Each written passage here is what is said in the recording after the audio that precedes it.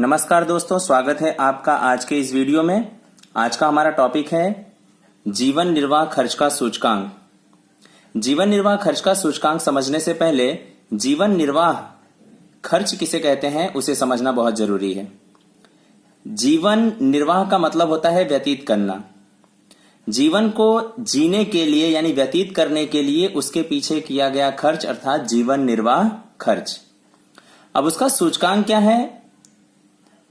जीवन निर्वाह खर्च का सूचकांक, जिसे इंग्लिश में कहते हैं cost of living index number, समाज के किसी एक वर्ग के लोगों का किसी एक समय में जीवन निर्वाह खर्च में आधार वर्ष या समय की तुलना में चालू वर्ष या समय में होने वाले सापेक्ष प्रतिशत परिवर्तन प्रदर्शित करते अंक को जीवन निर्वाह खर्च का सूचकांक कहते हैं। इस पूरे परिभाषा को एक सूत्र के माध्यम से समझ लेते हैं। जीवन निर्वाह खर्च का सूचकांक बराबर चालू वर्ष या समय का मासिक खर्च बटे में आधार वर्ष या समय का मासिक खर्च गुणे 100। एक एग्जाम्पल के माध्यम से आपको मैं ये क्लियर करता हूं। मान लीजिए कि 2020 में हमारा जो महीने का खर्च है वो 60,000 रुपए है। हर महीने 2020 में हम 60,000 रुपए खर्च करते हैं जीवन को जीने के पीछे। अब जीवन को जीने के पीछे किन किन चीज वस्तुओं की जरूरत पड़ती है आप भी समझते हैं। भोजन, कपड़ा, मकान, शिक्षा, मनोरंजन, ठीक है ना, ऐश और आराम, मतलब बहुत सारी चीजें जीवन को जीने के लिए जरूरी होती हैं। तो इन चीजों के पीछे हमें खर्च भी तो करना पड़ता है। तो ये क्या हो गया? जीवन निर्वाह खर्च हो गया। अब 2020 में हमें एक महीने में जीवन को जीने के लिए जरूरी चीज वस्तुओं के पीछे 60,000 रुपए प्रति महीने खर्च करने पड़ते थे, जो कि 2015 की बात करूं, 2015 में मान लीजिए कि 50,000 रुपए ही हम खर्च किया करते थे। तो इसका जीवन निर्वाह का जो सूचकांक आता है वो हमेशा किसमें आता है? प्रतिशत में। यहां पर बताया भी गया है कि सापेक्ष प्रतिशत परिवर्तन को, ये परिवर्तन तो हो रहा है कि 50 से कितना हो गया? 60,000, यानी 10,000 रुपए का इंक्रीज हुआ, वृद्धि हुई, लेकिन उसको हमें किसमें प्रदर्शित कर देना है? प्रतिशत में। तो प्रतिशत प्रदर्शित करते अंक को क्या कहते हैं? जीवन निर्वाह खर्च का सूचकांक। कैलकुलेट कर लेते हैं जरा सा इसको। 60,000 डिवाइडेड बाय 50,000 मल्टीप्लाई बाय 100 यानी 120%। यानी आप कह सकते हैं कि 2020 में 2015 की तुलना में एक जीवन को जीने के पीछे जो भी जरूरी चीज वस्तुओं के पीछे किया गया खर्च है वो कितना हो गया है? 120%। तो इन शॉर्ट आप कह सकते हैं कि 20% की क्या हुई है? वृद्धि, क्योंकि आधार वर्ष का सूचकांक हमेशा कितना माना जाता है? 100। और ये कितना चालू वर्ष में कितना हो गया है? 120। तो आप समझ ही रहे हैं कि 20% की क्या हुई है? वृद्धि हुई है। ठीक, चलिए आगे बढ़ते हैं। जीवन निर्वाह खर्च का सूचकांक पढ़ने के लिए बहुत सारे वर्ड्स हैं, तो उसको अच्छे से समझेंगे नहीं तो आगे का क्वेश्चन हम सॉल्व नहीं कर पाएंगे। तो आइए देखते हैं कि भार क्या है। भार को हम पहले भी पढ़ चुके हैं। जीवन निर्वाह खर्च के सूचकांक की रचना के लिए चयन की गई वस्तुओं का महत्व एक जैसा नहीं होता।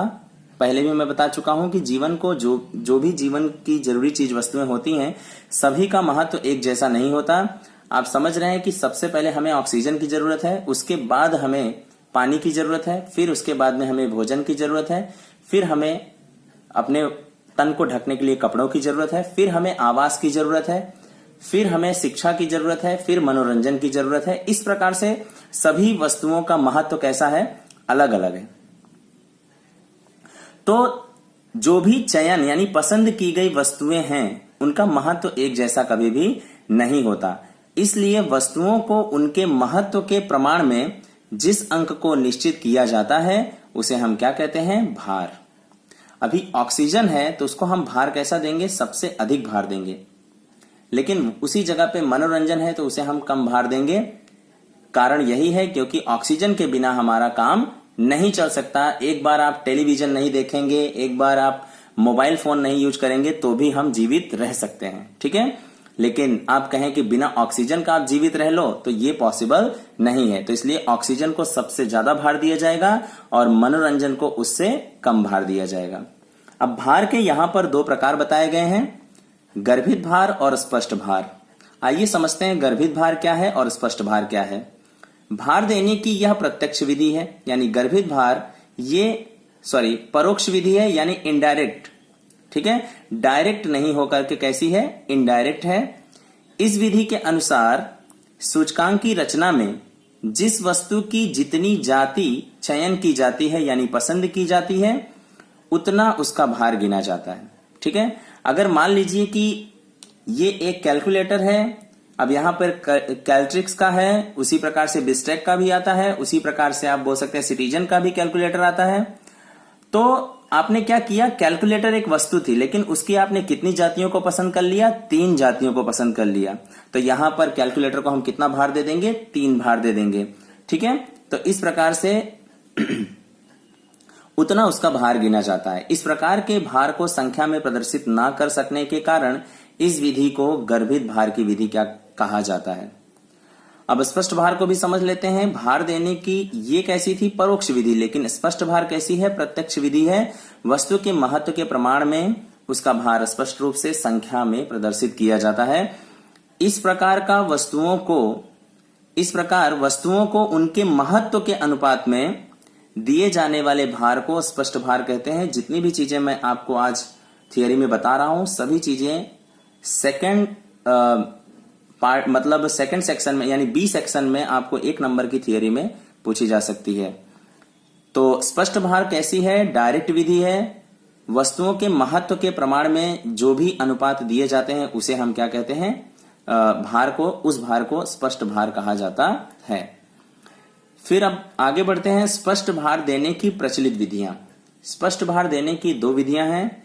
पहली विधि है कुल खर्च की विधि और दूसरी विधि है पारिवारिक अंदाजपत्र की विधि।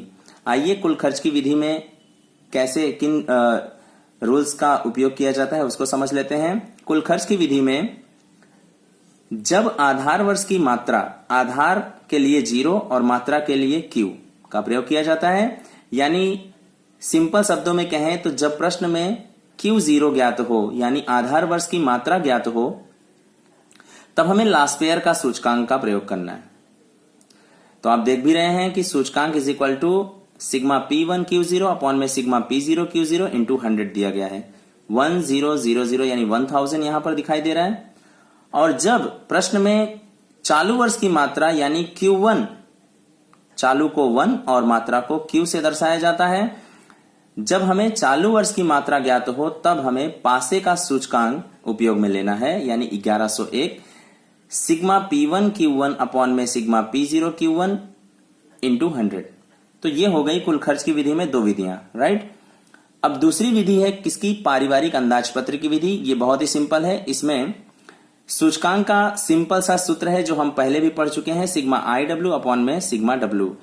अगर शुद्ध हिंदी में कहें तो कुल भारित सूचकांक बटे में कुल भार, जहां I का मतलब क्या हो गया, P1 अपॉन में P0। P1 का मतलब होता है चालू समय का मूल्य और P0 का मतलब होता है आधार समय का मूल्य, गुणे क्या कर देना है 100। तो इससे हमें सूचकांक मिल जाएगा। और अगर हमें W नहीं ज्ञात है तो हमें क्या करना है, आधार समय का जो भी मूल्य रहेगा उसको आधार समय की क्वांटिटी यानी मात्रा से, आधार समय के मूल्य को आधार समय की मात्रा से गुणा करने पर जो भी जवाब आएगा वो हमारे लिए क्या होगा, भार होगा। तो अगर हमें भार ज्ञात नहीं है तो P0 यानी आधार समय का मूल्य और आधार समय की मात्रा दोनों का मल्टीप्लाई करके हम क्या निकाल सकते हैं, भार निकाल सकते हैं। और हमारे पास सूचकांक हो जाए, हमारे पास भार मिल जाए तो हम एक नई कॉलम IW का निर्माण कर सकते हैं, IW बना सकते हैं। ठीक है, तो ये हो गया पारिवारिक अंदाजपत्र की विधि। इन विधियों के अलावा भी हमारे पास कुछ इंपॉर्टेंट सूत्र हैं, उसको भी जरा समझ लेते हैं। कुछ आवश्यक सूत्र, चालू वर्ष की खर्च पात्र औसत मासिक आय। याद रखिए ये जो मैं अभी सूत्र बताने जा रहा हूं इसमें से कोई भी 2 नंबर में यानी सेक्शन C में आपको एक सवाल आ सकता है, तो उसमें ये सूत्र बहुत ही ज्यादा जरूरी होंगे, इसलिए आप इसको अच्छे से समझ लीजिए। चालू वर्ष की खर्च पात्र औसत मासिक आय, यानी ऐसी आय जो एक महीने में खर्च की जाती है। अगर वो चालू वर्ष की हमें ज्ञात करनी है तो उसके लिए एक फॉर्मूला है, चालू वर्ष का सूचकांक, यानी जो भी सूचकांक हमें मिले वो कैसा होना चाहिए, चालू वर्ष का सूचकांक होना चाहिए। और बटे में आधार वर्ष का सूचकांक तो आप वैसे भी जानते हैं कि अगर नहीं दिया जाता तो हम हमेशा कितना ले लेते हैं, 100। तो चालू वर्ष का सूचकांक ये हमेशा हमें ज्ञात रहेगा, अथवा तो हम ज्ञात कर सकते हैं, ऐसे बहुत सारे इंफॉर्मेशन दी जाएंगी इसको ज्ञात करने के लिए। चालू वर्ष का सूचकांक बटे में आधार वर्ष का सूचकांक गुणे आधार वर्ष की आय, लेकिन वो वर्ष की आय नहीं होनी चाहिए, कैसी आय होनी चाहिए, आधार वर्ष की मासिक आय होनी चाहिए। ठीक है, ये हम क्या ज्ञात कर रहे हैं, चालू वर्ष की खर्च पात्र औसत मासिक आय।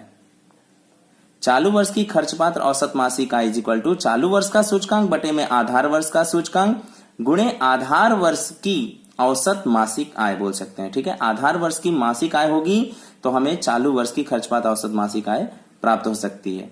ठीक है, फिर आगे बढ़ते हैं, मुद्रा की क्रय शक्ति is equal to 1 is divided by जीवन निर्वाह खर्च का सूचकांक मल्टीप्लाई बाय 100। यानी जीवन निर्वाह खर्च का सूचकांक चालू वर्ष में जितना रहेगा उससे हमें क्या करना है, 1 रुपीज को डिवाइड कर देना है और उसको 100 से गुणा कर देना है। ठीक है, तो जो भी मिलेगा वो हमारे लिए क्या मिल जाएगी, मुद्रा की क्रय शक्ति।